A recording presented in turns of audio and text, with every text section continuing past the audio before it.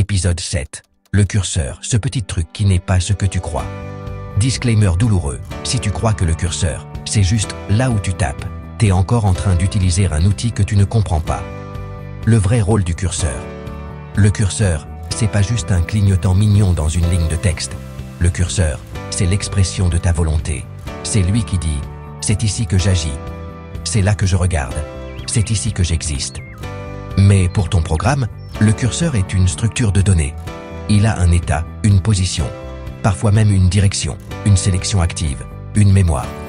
En réalité, un curseur, c'est une position logique dans un buffer, pas un pixel, un index dans un tableau ou une clé dans une structure, une orientation, insertion, remplacement, sélection active, un historique pour l'Indo, pour la navigation intelligente.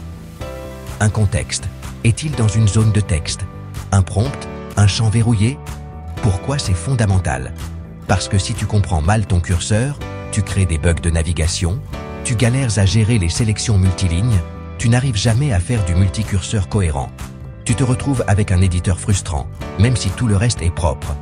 Ce que ton curseur doit vraiment savoir faire. Aller à gauche, droite, mais attention aux graphem, ligature, tabulation. Aller en haut-bas, selon la ligne visible, logique, soft wrap, sauter, mots, ligne, bloc, indentation. Rester cohérent avec le contenu modifié, X. Si tu supprimes une ligne, il va où? Et ça demande une conception précise. Astuce geek frustré. Ton curseur, c'est pas un point, c'est une intention. Et ton éditeur doit comprendre cette intention mieux que toi. Bonus. Et si tu veux du multicurseur? Là, c'est un autre niveau. Chaque curseur devient un agent autonome, mais il doit rester synchronisé avec les autres. Et crois-moi, gérer plusieurs volontés qui veulent taper en même temps dans un seul buffer. C'est presque de la psychologie. Exercice mental, sans code. Dessine ton curseur sur papier. Dessine toutes ses propriétés. Position, mode, sélection active, etc. Pose-toi cette question. Quand je tape une touche, qu'est-ce que le curseur doit faire exactement? Réponds-y sans mentionner l'écran. Juste la logique. Résumé. Le curseur n'est pas là pour te faire plaisir. Il est là pour diriger ton éditeur. Et s'il est mal conçu, tu perds le contrôle. Astuce geek épileptique. Le curseur est le seul point qui relie ton cerveau à la machine.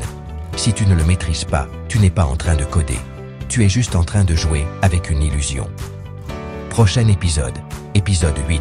L'écran ne montre rien. Il reflète ton état. Ton éditeur n'affiche pas des fichiers. Il affiche l'état interne du système. Et c'est à toi de décider ce que tu montres, comment et pourquoi.